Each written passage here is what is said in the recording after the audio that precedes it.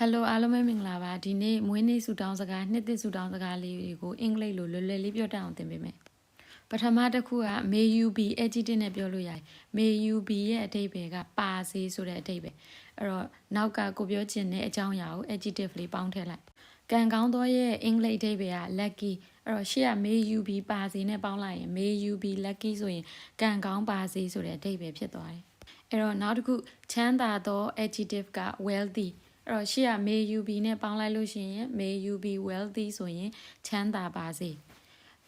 ကြွယ်ဝချမ်းသာသောက prosperous အဲ့တော့ရှေ့က may you be နဲ့ပေါင်းလိုက်ရင် may you be prosperous ဆိုရင်ကြွယ်ဝချမ်းသာပါစေ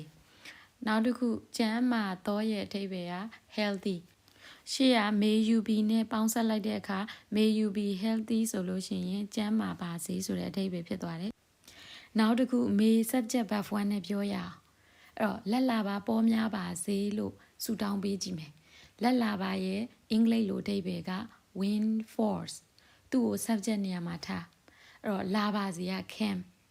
may win force come your way မင်းရဲ့လမ်းကြောင်းပေါ်ကိုလက်လာပါတွေရောက်ရှိလာပါစေဆိုတော့မင်းလက်လာပါတွေပေါ်များပါစေဆိုတဲ့အဓိပ္ပာယ်ဖြစ်သွားတယ်နောက်တစ်ခုပစ္စည်းဥစ္စာတိုးပွားပါစေလို့ဆုတောင်းပေးကြည့်အောင်ပစ္စည်းဥစ္စာက propertyအဲ့တော့တိုးပွားတာက flourish